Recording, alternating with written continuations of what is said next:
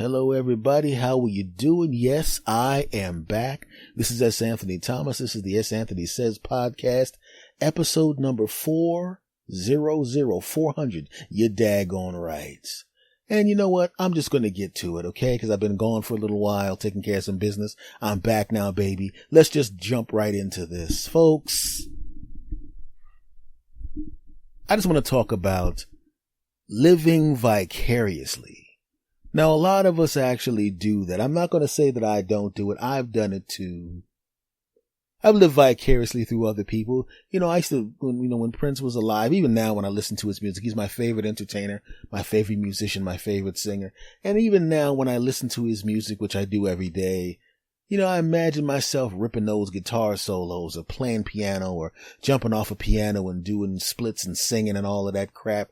I can't do any of that stuff. I'm a comedian and a podcaster. I can do comedy. I can podcast. Can I play an instrument while doing a split? Absolutely not. But I live vicariously through those skills. And I think everybody does that. You do the same thing when you see an actor or an actress, or you see an athlete that does something that you wish you could do, dunk the basketball, shoot a three, hit a home run, kick a goal, right? Score a goal in a hockey game, right? Maybe it's a scientist that invents something. Maybe you want to be Elon Musk. You want to do all that. Maybe you want to be somebody who's doing some big things and you're not necessarily doing a big thing on that scale. And you sit back and you live vicariously through that person. And if it's on the light level, it's cool. I don't really want to play guitar like that and jump off and do splits and stuff like that while singing songs. I don't really want to do that. It's just a nice little fantasy that I have occasionally. But I've seen people take it to the extreme. I mean, the extreme. I've seen people get into fist fights at bars because they disagreed on a song. One person was a big fan of the song and the singer, and another person thought the song and the singer absolutely sucked. Under normal circumstances, a rational human being who just liked the artist but wasn't willing to get into a on the ground, pick up a chair, hit each other in the face with heavy objects, fight over a song that neither one of them wrote or get proceeds from, would just go, every song is not for everybody.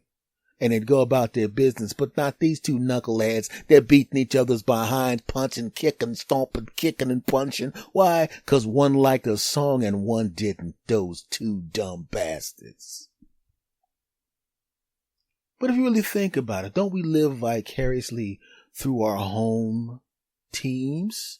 Maybe our football team. You see somebody in a jersey from the opposing team, or even worse, someone from one of the hated rivals.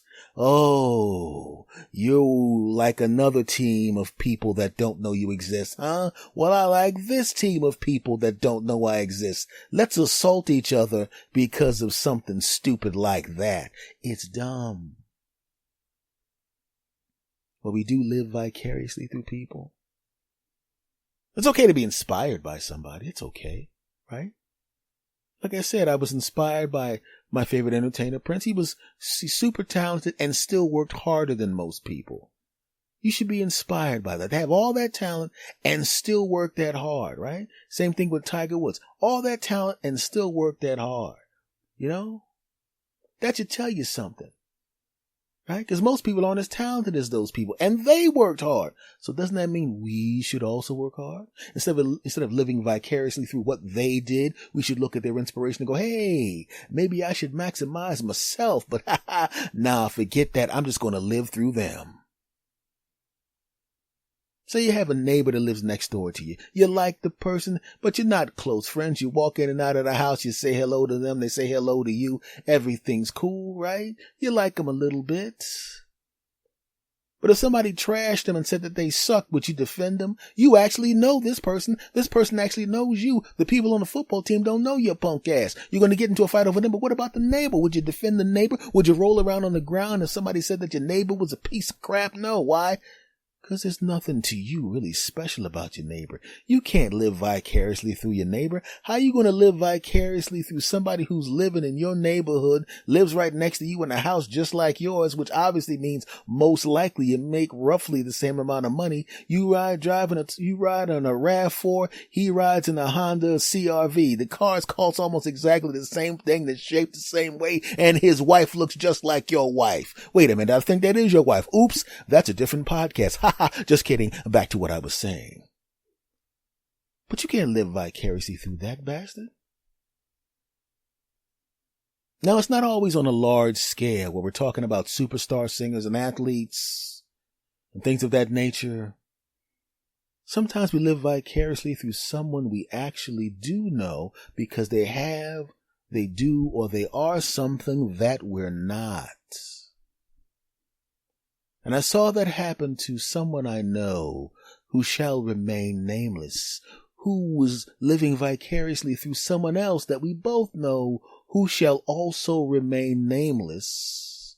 And the reason that one person was living vicariously through the other person, both of which shall remain nameless, is because one of the people who was being lived vicariously through was now dating and married to an extremely attractive lady. His new wife. And what she was a beautiful Asian lady, right? And the guy that was a little bit living vicariously through the other guy really liked Asian ladies. We were looking at him like, dude, can you just like the lady and have her just happen to be Asian? I mean, you're starting to look like you have a fetish for Asian ladies, and that's not fair to the lady. You know what I mean? If somebody just wanted to date me because I'm a black dude, I wouldn't date them if they were only dating me because I was a black dude. That's kind of a fetish thing. I don't want to be anybody's fetish unless it's a lady who's dating me because she likes me and also wants to do weird crap, because then I'm into that. I said too much. Back to the story. And he had a thing for Asian ladies with his sick ass over there just fantasizing about women just because of their ethnicity, you weird bastard. But he's not the kind of guy that would actually try to make a move on his acquaintance's wife. He wouldn't do that. But he was a little bit, you could tell he was kind of living, just hanging around him because he had her. He couldn't have her, meaning the wife. He knew better than that, but it was just nice to be around. He was looking a little too long. He never got caught looking at her, but looking at her a little bit too long. And speaking of long, he was longing when he looked at her. I could tell he wanted a woman just like that, right? And he was living vicariously through the other guy, right? Whenever the other guy was talking about something that was not the wife, the other guy who was living vicariously through the other guy, kind of half listened. But then when he started talking about vacation and how great his wife looked in the bikini, all of a sudden he really popped in, right? Well, the guy that was dating the beautiful Asian lady would put pictures up on Instagram. All of a sudden, he decided he liked he liked the pictures, but he liked the pictures with just her in it.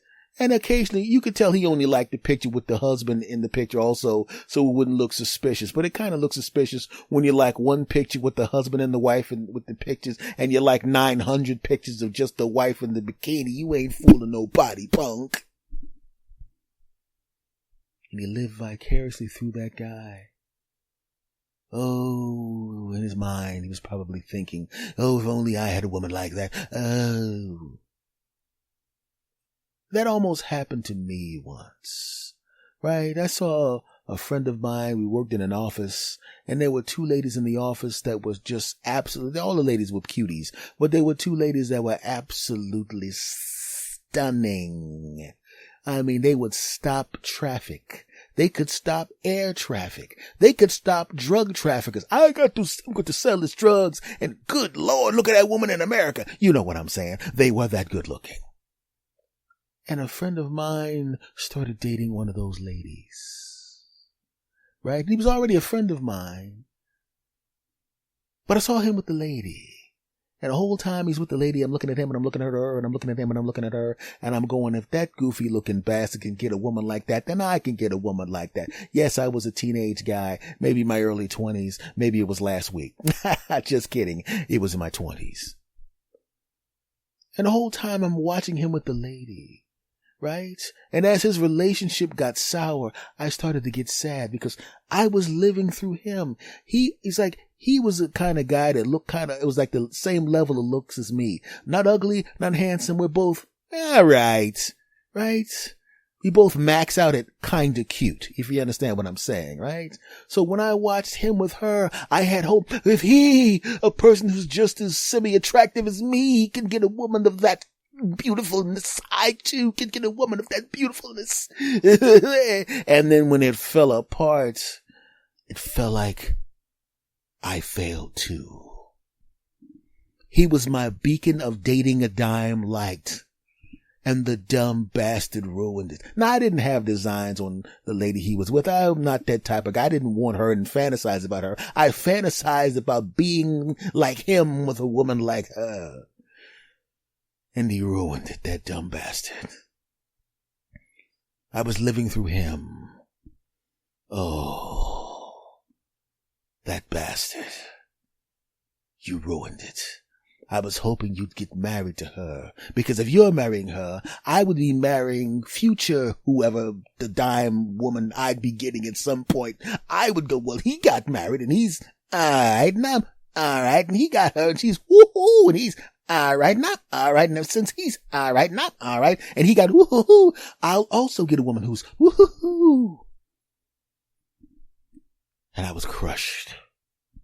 He called me up and he wanted me to console him. And I was consoling him, and he didn't even realize I was literally consoling myself. Everything I said to him, I was saying to myself first about a woman I hadn't even met yet, and that according to this situation I might not meet. That bastard messing it up. Oh. I was living through him. As it turns out, it wasn't really that big of a deal. I met plenty of hot women and dated them, but I didn't know that back then. All I had to do was be myself. I'm incredible. F y'all. Back to what I was saying.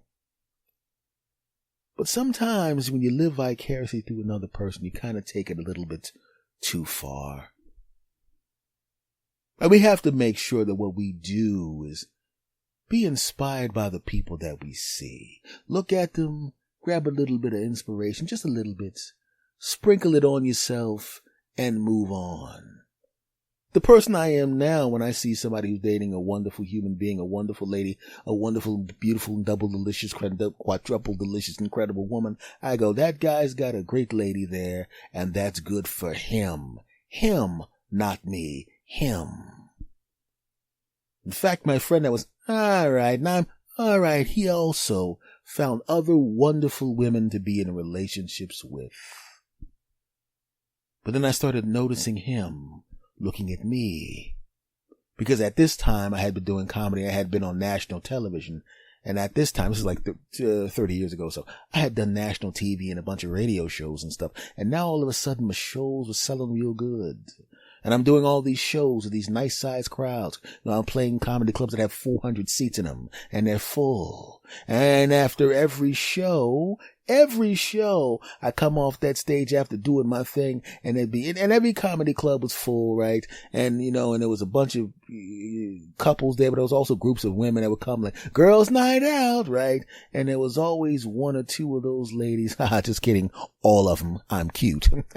F y'all, yes I am, would come up to me, hey, what's going on? They'd start this conversation, and you can tell when someone's starting a conversation because they're starting a conversation, or if they're starting a conversation hoping you'll ask them out, and if you don't ask them out fast enough, they'll ask you, so I bet your wife is really weird with you being out of the club and anything like that, you know, I'm telling you, your wife must be, I'm not married. Oh, you're not married? Oh, that's interesting. I'm telling you, boy, I tell you, boy. You know, I just came back from the doctors and I had a blood test. You know, it's really weird having blood tests. You know what? I had a blood test. Oh, so you had a blood test and you're not married. I was just, well, that's interesting. Here's my phone number. We're going to have sex later. Okay, I'll take it. Comedy's great. Well, now the guy who was living vicariously through is looking at me. He's in a happy relationship. He's happy with his wife, and his wife's a lovely lady. She's beautiful, right? But now he's looking at me. We're the same age, roughly, right? And he's seeing women hand me their phone numbers. Really cute women. Handing me their phone numbers, blowing kisses and walking out and looking at me as they're walking out the window. A couple of them walked into the wall, which was hilarious. Right? And I'm just, alright. But now all of a sudden, he sees the women handing me the phone numbers. Right? And then he's noticing after the show, instead of hanging out with the guys, I had stuff to do. Right? And then the word got out that there was a couple of really, really lovely ladies at the time. Not in the same time period. I'm not a hoe, but one for a while and then that didn't work out, and then one for another while and that didn't work out either, but it didn't matter because we got it on. F y'all, don't judge me. And he goes, hey man, them ladies was giving you their phone numbers and everything, man. And how come whenever these ridiculously hot women give you their phone numbers and tell you you're cute and y'all hilarious, you all and all of that crap, you don't want to hang out with us? He asked that question, why the really, really, really hot woman had to be her phone number. And I chose to go with the hot woman and not hang out with those idiots. Obviously, I did not live vicariously through that guy because of his intelligence, because that was a stupid question. It's called sex. Moving on.